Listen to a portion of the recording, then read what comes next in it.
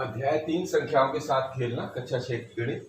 और हम पढ़ रहे हैं विभाज्यता के नियमों की जांच के अंतर्गत। अब हम कुछ विभाज्यता के कुछ और नियम पढ़ना चाहते हैं। अभी तो जो विभाज्यता के नियमों की जांच कर चुके हैं, तो इनमें से ये 4 पॉइंट और हैं, तो हम इनको लेते हैं। पहला कह रहा है कि यदि कोई संख्या एक संख्या से विभाज्य है तो वह, ध्यान रखना, यदि कोई संख्या एक संख्या से विभाज्य है तो वह संख्या इस संख्या के प्रत्येक गुणनखंड से भी विभाज्य होगी। अब इसका मतलब क्या हुआ? जैसे मान लीजिए 1/18 कोई संख्या है, ये 9 से भाग चला जाता है, ठीक है जी। तो ये कह रहे हैं कि अगर ये 9 जो संख्या है इस 18 में भाग चला जाता है तो इसके गुणनखंड अर्थात 9 के जो गुणनखंड होंगे, 9 के गुणनखंड कौन होंगे? 9 के गुणनखंड होते हैं 1 और 9 और 3 और 3, तो ये 3 से भी भाग जाएगा। इसका मतलब ये 3 से भी विभाजित हो जाएगी। इसका मतलब ये हुआ। और भी उदाहरण लेके देख सकते हैं, समझ में आया? दूसरा ये कह रहे हैं कि यदि कोई संख्या दो सह अभाज्य संख्याओं से विभाजित हो। अब इसका मतलब क्या समझते हैं? इसको ऐसे समझते हैं कि मान लीजिए कोई संख्या है दो सह अभाज्य संख्याओं से सॉरी, यदि कोई संख्या दो सह अभाज्य संख्याओं से विभाज्य हो तो वह उनके गुणनफल से भी विभाज्य होगी। मान के चलते हैं कि ये 20 है, दो सह अभाज्य संख्याएं, ये विभाजित होती 4 एवं 5 से भाग चला जाता है। 4 पंचे 20 होता है, 5 पांचों के 20 होता है, ठीक है। ये कह रहा है तो यदि कोई संख्या, ये दो सह अभाज्य संख्याएं हैं क्योंकि इनका उभयनिष्ठ गुणनखंड 1 होता है, तो ये दोनों आपस में सह अभाज्य है। और ये कोई संख्या 20 है जिसमें दोनों का बराबर भाग चला जा रहा है। यहाँ तक का मतलब ये हुआ। तो फिर से लेते हैं, यदि कोई संख्या दो सह अभाज्य संख्याओं से विभाज्य है, जैसे ये संख्या इन दोनों से विभाज्य है, तो वह उनके गुणनफल से भी विभाजित होगी। इसका मतलब ये हो गया कि ये इनके गुणनफल यानी 4 एवं 5, 4 पंचे 20, ये 20 से भी विभाजित हो जाएगी। देखो 20 से विभाजित हो रही है। इसे कहने का मतलब ये है। तो दूसरा पॉइंट का कहने का ये था। अब तीसरा ये कह रहे हैं कि यदि दी हुई दो संख्याएं किसी संख्या से विभाज्य हो तो इन संख्याओं का योग भी, अब देखिए इसका क्या मतलब हुआ? इसका मतलब ये हुआ,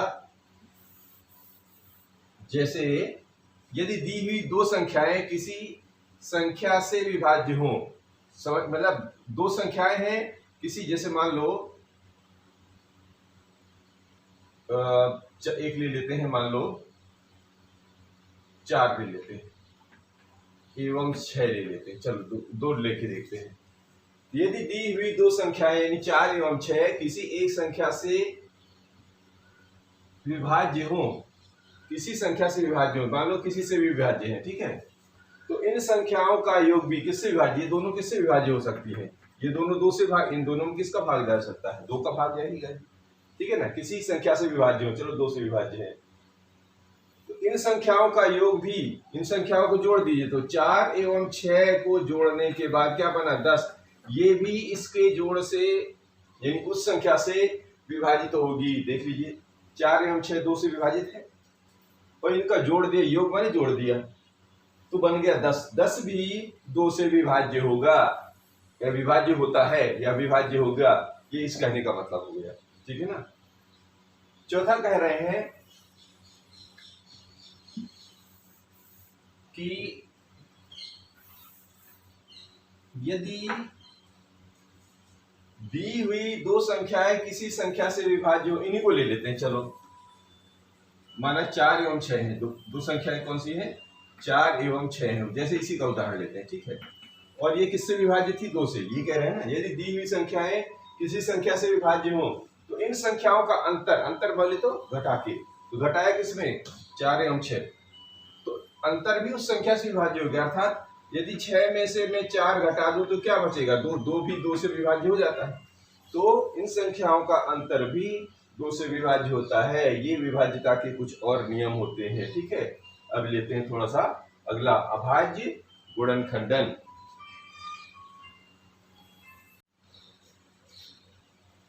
हाँ, अब हम लेते हैं अभाज्य गुणनखंडन, प्राइम फैक्टराइजेशन। ये क्या होता है जी?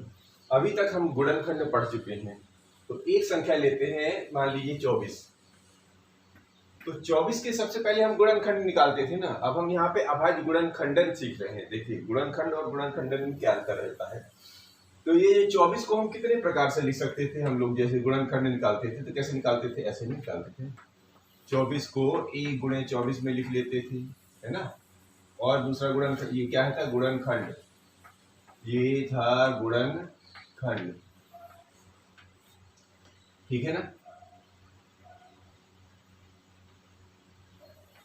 ठीक। और किस तरह बनेगा? और 2 और 12 दूनी 24। और क्या बनेगा? 3 अट्ठे 24 और 4 छंग 24। और अब रिपीट होने लगा। यानी 24 को हम कितने प्रकार से गुणनखंड बनाते थे। लेकिन अब यहाँ पे हमें अभाज्य गुणनखंड मतलब गुणनखंडन निकालना है। तो ये 24 का एक एक करके हम उदाहरण लेते हैं। जैसे अब ये 24 है, 24 को कितने प्रकार से कर सकते हो? तो 24 जो है, 1 और 24 एक तो एक ही प्रकार से हो गया, ठीक है ना। 24 को इसको कैसे लिख सकते हैं? 24 का तो एक ही निकला, 1 और 24 निकल आया, ठीक है। अब इस 2 और 12 को कैसे निकाल सकते हो? ये 2 और 12 को कैसे निकाल सकते हैं? देखो 2 गुणे 12, तो यहाँ पर आप 2 गुणे 12 लिखिए, ठीक है। अब ये जो 12 है इसको कैसे कैसे बना सकते हो आप? और भी इसके देखो गुणनखंड करो। अब इसके जो गुणनखंडन होते हैं वो निकाल लीजिए आप। तो 2 और 12 के कितने बन जाएंगे? 2 के तो 2 ही रहते हैं। तो अब 12 का भी अगर यहाँ निकाल के देखो अंत में, तो 12 के कैसे बनता है? 12 का बनेगा, 1 और 12 को छोड़ दीजिए तो 2 छक्के 12 और 6 का बनेगा। अब 2 छक्के 12 आ गया, ये बन गया। देखिए 12 को कैसे बनाया? 2 छक्के 12 बनाया। अभी 6 है, 6 को भी तोड़ लीजिए तो 6 का कितना आ जाएगा? 2 3 6 और 6। अब अगली वाली लाइन में कैसे है? 6 का 2 और इस 6 का बन गया 2 3 6। ये समझ पा रहे हैं? 2 गुणे 12 का कैसे कैसे बनाया हमने ये, ठीक है। ये बन गया। अब इसको भी लेके देखिए, 3 गुणे 8 को, तो देखिए ये 24 के ही सब चल रहे थे, 8 3 24 अभी भी है, ये अभी भी 24 ही है, ठीक है। एक तरीका ये हुआ, एक तरीका तो ये हुआ, एक तरीका ये हुआ, एक तरीका ये हुआ। इसको भी लीजिए तो कितने लिख सकते हैं? 3 गुणे 8, 3 तो क्या है? 3 तो वही रहेगा। अब 8 को कैसे लिख सकते हैं? 8 को लिख सकते हैं 2 गुणे 4 और फिर 4 को निकालिए तो 2 गुणे 2 हो जाता है। यानी ये 4 कैसे बन जाता है? 2 गुणे 2। तो हम इसकी जगह क्या लिख लिए? देखिए तो 3 गुणे 2 गुणे 4 हम लिख सकते हैं इसके 8 के आधार पर, ठीक है ना। अब ये 4 है, 4 काहे में टूट जाता है? 2 गुणे 2। तो देखिए 3 गुणे ये 2 तो पहले से है, इस 4 को 2 गुणे 2 यही लगा दिया, फिर से वही आ गया। तीसरे वाले में भी करके देख लीजिए, 6 चौके 24 में, 4 संग 24 में, ये अभी भी 24 ही है। देख लीजिए अभी भी ये 24 का ही चल रहा है। तो 4 गुणे 6 में कैसे निकालते हैं? 4 गुणे 6, अब सारी चीजें आपके पास है, अब इसको भरना है। ये भी 24 ही चल रहा है। तो 4 गुणे 6 को, इस 4 को कैसे लिख सकते हैं? 2 गुणे 2 कर देते हैं, गुणे 6, इसको अभी भी लिख लो। अब इस 6 को भी तोड़ लो तो 2 गुणे 2 अभी भी है, इस 6 को तोड़ दीजिए, 2 3 6, ये देखिए इधर से। तो आप देखिए ये यहाँ 2 गुणे 2 गुणे 2 3 मिल रहा है, यहाँ भी वही चीज मिल रही है, 2 गुणे 2 गुणे 3, क्योंकि गुणनफल है, आगे पीछे लिखा जा सकता है ना, क्रम बिनमेलियन। इधर भी देखिए 2 गुणे 2 गुणे 2 गुणे 3, यानी कि इसके जितने भी हम अभाज्य गुणनखंड कर रहे हैं अंत में हमको यही मिल रहे हैं। तो जब अंत में हमको यही मिल रहे हैं तो ये जो 2 गुणे 2 यानी कि 24 के जो हमारे को अंत में गुणनफल मिले, गुणनखंड मिले, कौन से? ये अभाज्य गुणनखंड कहलाते हैं। क्योंकि एक होती है विशेष संख्या, तो एक जो विशेष संख्या है उसको हम नहीं लिखेंगे और स्वयं वह संख्या है उसको भी नहीं लिखेंगे, तो उसके भीतर और क्या क्या बचते हैं जिनसे वो विभाजित हो रही। तो यानी अभाज्य संख्याएं लिखनी है, ध्यान रखना। गुणनखंड में भाज्य और अभाज्य सब आ जाती है।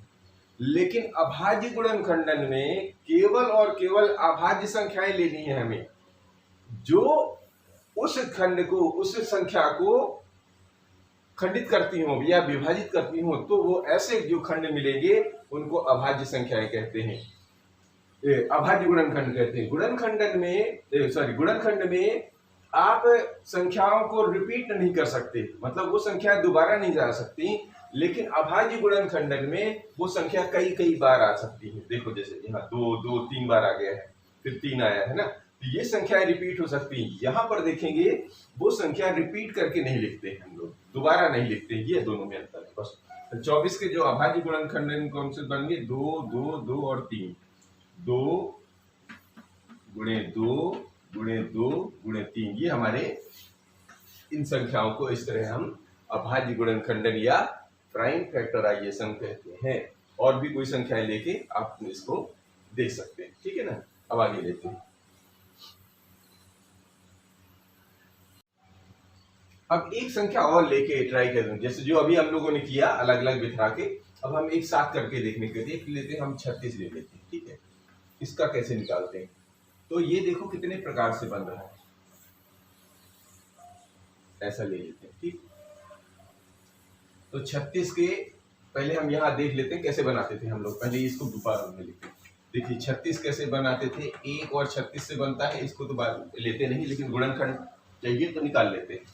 फिर 2 से लेते हैं, 2 से 18 दूनी 36, और 3 से भी चला जाएगा, 3 12 दूनी 24, 12 3 36, 4 से तो 4 9 36, और 6 से 6 6 36, ठीक है। इतने होते हैं। तो ये 1 और 36 तो वही रहेगा, इसको छोड़ दीजिए। ये जो 4 आए इनको हमको नोट करना है। तो ये जो हमारे 4 भाग बने, तो देखिए कौन से बना, एक तो बना 2 गुणे 18 बना, ठीक है। दूसरा भाग कौन सा बन रहा है, 3 गुणे 12 भी आया है। इनको सबको चेक करते हैं, जैसे अभी हमने अलग अलग हल किया था। ये बनता है 4 गुणे 9, और ये बनता है 6 गुणे 6। अगर ये हमें, ये तो गुणनखंड देखिए, ये क्या है, ये गुणनखंड निकाला हमने। ये क्या निकाला, गुणनखंड। गुणनखंड इसमें देखिए कौन कौन से बने थे, 36 के गुणनखंड बने थे 1 2 3 4 6 दोबारा नहीं आएगा, 9 12 18 और 36, ये कहलाते हैं गुणनखंड। ये बात समझ में आ रही है। हमें क्या पढ़ना है, अभाज्य गुणनखंडन। अगर ये गुणनखंड है तो उसके सारे गुणनखंडों का हिसाब किताब अगर हम करें, तो एक चाहे इधर से निकाल लें, चाहे इधर से निकाल लें, चाहे इधर से निकाल लें, चाहे इधर से निकाल लें, तो वो सारे के सारे गुणनखंडन के जो है उसके जितने भी खंडन बनेंगे, जब तक वो अभाज्य संख्याओं में परिवर्तित ना हो जाए, तब तक हम उसको हल करके देखते हैं। तो वो संख्याएं अगर सब में एक जैसी आ जाएंगी, या एक जैसी मतलब उसमें कोई अंतर ना हो, तो हम कहेंगे यही संख्याएं जो है ये अभाज्य गुणनखंडन है। जरा करके देखते हैं। देखो जी, 2 है तो 2 तो ये अभी भी है।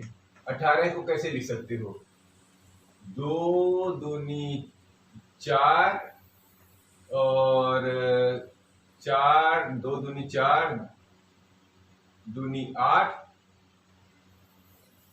और 2 4 18 कैसे लिखे, 18 देखो ऐसे कैसे निकाल लेते, 18 को निकालेंगे तो कितने में 2 गुणे 9, और तो 2 गुणे 9 को कैसे लिखते हैं, 3 गुणे 3, तो यही लिखना है यहाँ पर। तो 2 गुणे 2 और 2 गुणे 9, सॉरी 2 गुणे 9 आया ना, तो पहले इसको ऐसे लिखो। चलो इसको फिर और आसान करते हैं।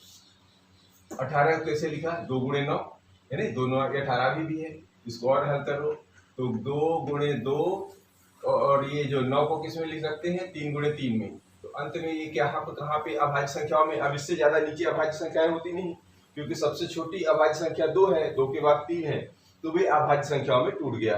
ये इसका अभाज्य गुणनखंड है। इसकी तरफ थ्रू देख लेते हैं। तो 3 तो ये है ही, 12 को कैसे लिखेंगे, 2 छक्के 12 ऐसा लिख लिए। अभी भी 6 को और तोड़िए, तो 3 गुणे 2 और 6 को कैसे करते हैं, 2 तिहाई 6, देख लीजिए 1 2 2 3 3, 2 2 3 3, वही पूरी संख्याएं आ रही हैं। यहाँ भी देख लो 4 गुणे 9, 4 गुणे 9 में कैसे करेंगे, 4 को कैसे तोड़ते हैं, 2 गुणे 2 गुणे 9, यही हुआ ना। अब इसको भी तोड़ के देखो तो 2 गुणे 2 गुणे 9 कुछ में आ जाता है 3 गुणे 3, अभी भी देखो वही संख्याएं निकल रही हैं। इधर भी देखो 6 गुणे 6, इस 6 को पहले तोड़े तो ये बन जाएगा 2 गुणे 3, अभी भी 6 को वैसे लिख लीजिए, इसको भी तोड़ लीजिए तो 2 गुणे 3 गुणे 2 गुणे 3, ये देखिए अंत में देखेंगे कि इन सब का जो उभयनिष्ठ निकल रहा है, यानी सब में एक चीज क्या निकल रही है, तो इनके जो गुणनखंडन सबसे निकल के आए, यानी इससे भी इससे भी इससे भी इससे भी, वो क्या निकल के आया, वो यही निकल के आया क्या, 2 गुणे 2 गुणे 3 गुणे 3, ये जो संख्या आई ये ही 36 का अभाज्य गुणनखंडन है। क्या निकल आया, अभाज्य गुणन खंडन निकल आया। बात समझ में आ रही है, ये अभाज्य गुणन खंडन निकला। अब हम इसको समझने की कोशिश करते हैं, एक क्या फैक्टर ट्री, मतलब जो है गुणनखंड वृक्ष भी समझने की कोशिश करते हैं। अब गुणनखंड वृक्ष क्या होता है ये भी ध्यान लेते हैं। गुणनखंड वृक्ष कुछ नहीं है, जो अभी गुणनखंड निकाल रहे थे अभाज्य गुणनखंडन, उसी का एक तरीका है। मान के चलते हैं एक संख्या लेते हैं, मान लो 90। चलो तो 90 के कितने फैक्टर होते हैं देख लीजिए। अगर हम यहाँ 90 का निकालें तो 90 के गुणनखंड तो 1 और 90 तो लेते, 1 और 90 तो पहले आता है, इसको तो ये विशेष हो गया, इसमें कोई अंतर नहीं पड़ा। दूसरा क्या आएगा, 45 दूनी 90, 2 से 45 भी आता है। फिर 3 से आ जाएगा 30 तिहाई 90, और 4 से लेके तो 4 दूनी 8 नहीं जाएगा, 5 से लेके तो 5 एकम 5 और 4, 5 अट्ठे 40, सॉरी हाँ 5 और कितना बन गया 4, 4 5 अट्ठे 40 है, 90 नहीं 30 तिहाई 90, तो सॉरी 5 से नहीं जा रहा, ऐसे सॉरी 5, तो 5 एकम 5 और 4, 5 14 पंचे 90, ठीक है ना। फिर 6 से एकम 6, हाँ 6 से भी जाए 6 एकम 6 और 3, 6 पंचे 30, 15 छक्का 90, और देखिए 7 से 8 से 9 से 9 दाहम 90, है ना। ऐसे करके ये, और फिर अब देखेंगे ये रिपीट होने लगेगा, तो यहाँ देखिए अब इसका फैक्टर कोई इनमें से कोई भी एक ले लो, हमको ट्री समझना है, तो ट्री समझने के लिए मान के चलते हमने इसको ले लिया, ऐसे बनाते हैं, यही को ले लेते। चलो तो इसको हम क्या लिख सकते हैं, 10 गुणे 9 लिख लिए, 10 और 9 में टूट गया, तो 10, अभी इसको जब वृक्ष बनाते हैं हम, इसका ट्री बनाते हैं, तो 10 को फिर अलग करते हैं, तो 10 का ही बदल जाता है, 2 और 5 में 5 दूनी 10।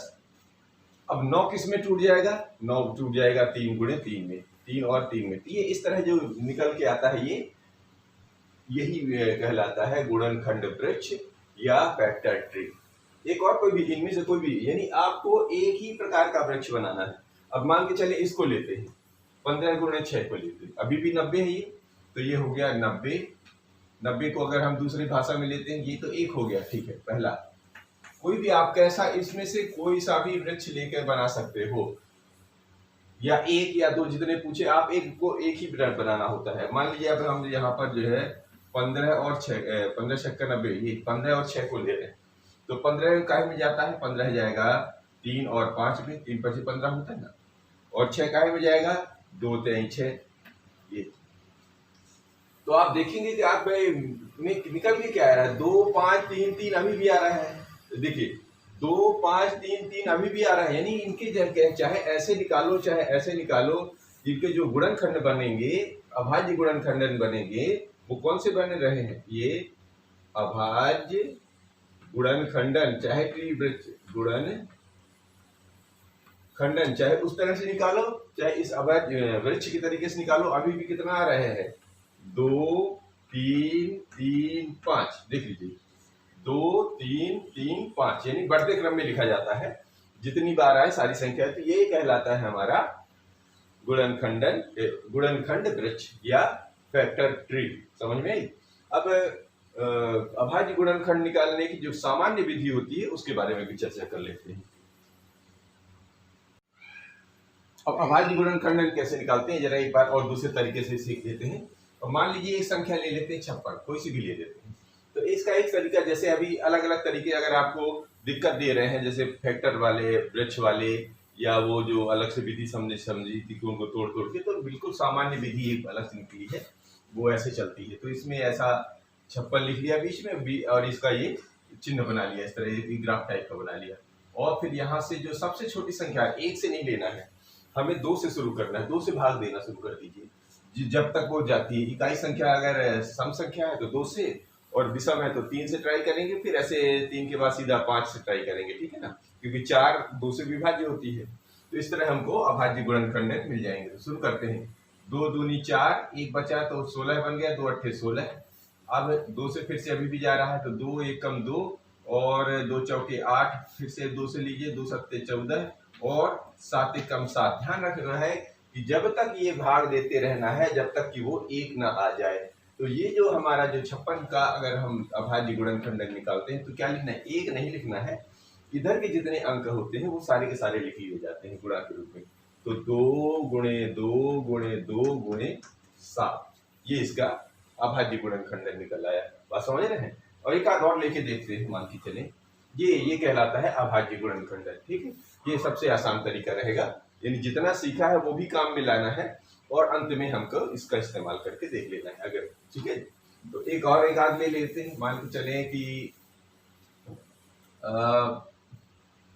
मान लीजिए 216 ले लेते हैं। चलिए ठीक है, इसको भी करके देखते हैं। तो शुरू करते हैं। सबसे इकाई में क्या है? सम संख्या। तो 2 से शुरू करेंगे, तो 2 1 कम 2, और ये 2 0 0, और 2 अट्ठे 16, ठीक है ना। फिर 2 से शुरू करेंगे, तो 2 पंचे 10, और 2 चौके 8। फिर 2 से शुरू करेंगे, तो 2 दूनी 4, ये बन गया 14, 2 सत्ते 14। अब 2 से देखो विषम संख्या आया, तो अब 2 से ट्राई नहीं करेंगे, अब कहाँ से ट्राई करेंगे? 3 से। तो 3 9 27। अब फिर 3 से जा सकता है, 3 तिरका 9, और ये 3 से 3 1 कम 3। तो देखिए एक आ गया, यानी अब हमें रुक जाना है। तो अब जब अभाज्य गुणनखंड लिखते हैं तो कैसे लिखते हैं हम लोग? ये रहा 216, और इधर के जितने भी अंक हैं उनको गुणा करके लिख लेने। तो कितने? 1 2 3, तो 2 भी है, तो 1 2, दूसरा 2, ये तीसरा 2, फिर 3, तो 3 भी है, तो ये पहला 3, दूसरा 3, और तीसरा 3। ये कहलाते हैं अभाज्य गुणनखंडन। अभाज्य गुणनखंडन इस तरह हमें ज्ञात करना है। हमने तीनों प्रकार से निकालने की विधियां सीखी। अब हम मिलेंगे प्रश्नावली के साथ में 3.5 के साथ। ठीक है।